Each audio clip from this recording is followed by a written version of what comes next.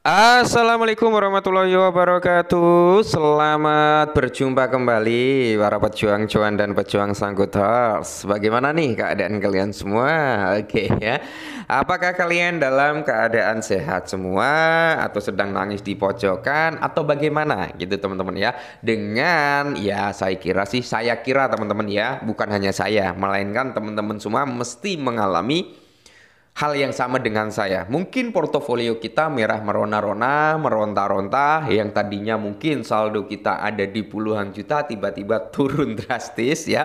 Karena altcoin juga mengalami tren bearish ya, termasuk Bitcoin nih udah di bawah 100.000 US dollar. Oke. Market cap turun, volume turun, Bitcoin dominance up, ya Fair and Greed Index turun dari 54 ke 47, price-nya Bitcoin down, ya udah otomatis altcoin down. Nah, untuk mengantisipasi dan untuk mencegah kesetresan kita semua teman-teman ya, alangkah baiknya sediakan dulu secangkir kopi. Ya siapa tahu dengan adanya secangkir kopi kan bisa memberikan suatu inspirasi serta ketenangan hati. Oke.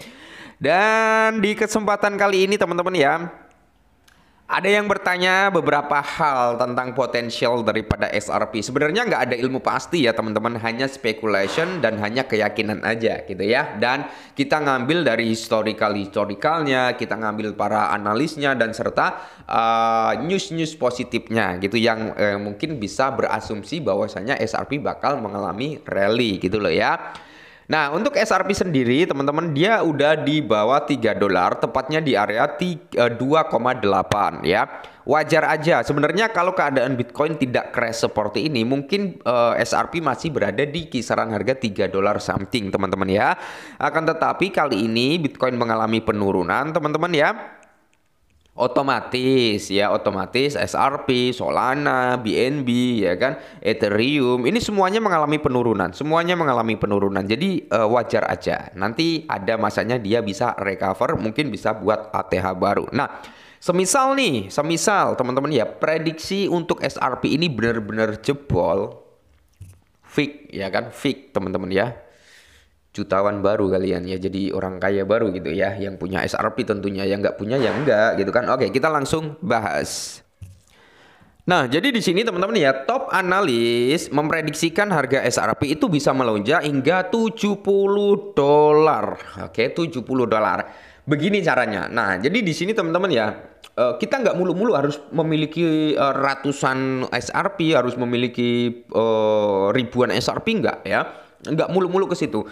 Sesuaikan dengan kemampuan kalian dan sesuaikan dengan keyakinan kalian. Kalau kalian nggak yakin untuk beli SRP, nggak usah dibeli, kawan, nggak usah dibeli. Kalian bisa cari altcoin lainnya, ya.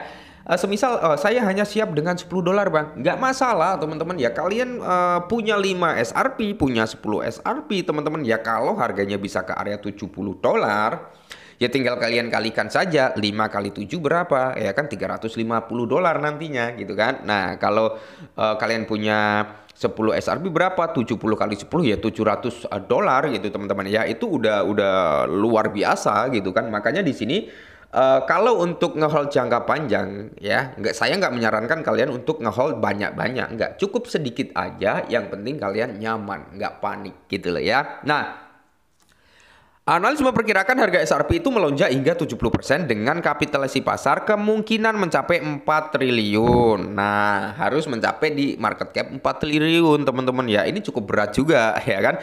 Makanya kita nggak mulu-mulu SRP harus ke 70 dolar. Cukup di ranah harga 10 sampai 20 itu udah lebih dari cukup teman-teman ya. Di tengah tren pertumbuhan historikal dan tingkat dukungan yang kuat. Mungkin kalau SRP bisa ke area 4 triliun dolar, market cap daripada Bitcoin dan Ethereum yaitu jauh lebih tinggi lagi nanti teman-teman, seperti itu ya. Nah, dimana kalau kita lihat harga SRP menjadi pusat perhatian karena analis memperkirakan kemungkinan nih kenaikan harga SRP sampai di area 70 dolar.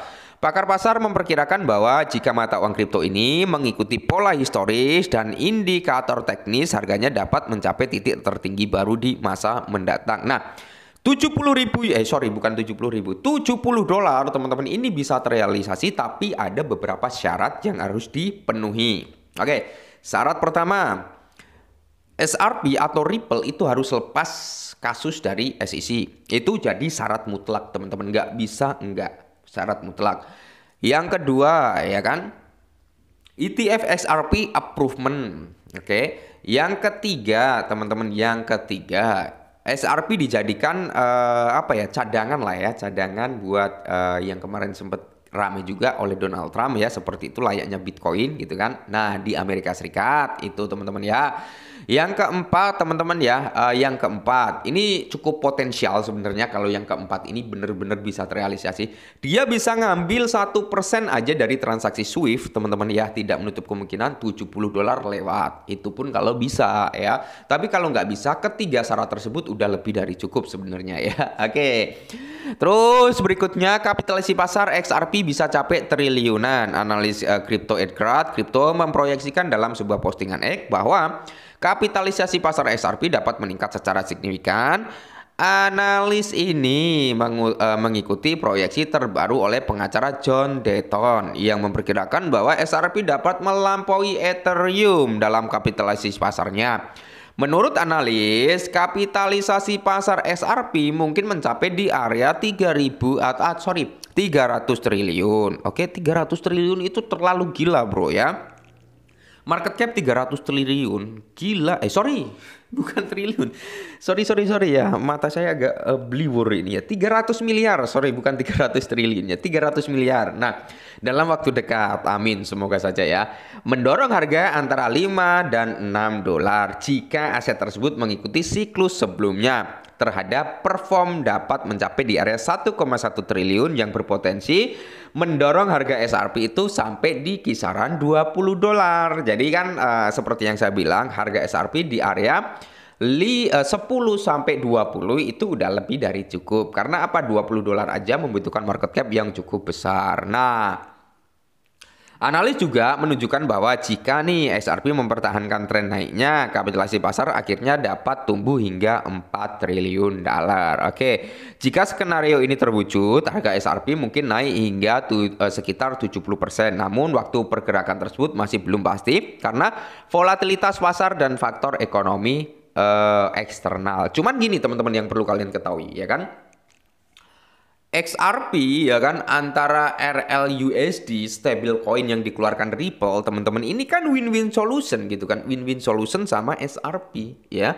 Setiap transaksi yang terjadi RLUSD ini, teman-teman ya, itu sepersekian persennya ya akan di burning lah SRP gitu, teman-teman ya. Jadi seiring berjalannya waktu, seiring rame tingkat transaksi RLUSD, maka semakin banyak juga nanti yang akan berkurang dari segi supply SRP, dan di sini akan memperkecil daripada market cap-nya dan bisa memperbesar dari value harganya gitu ya. Tapi ini membutuhkan waktu yang cukup lumayan gitu ya.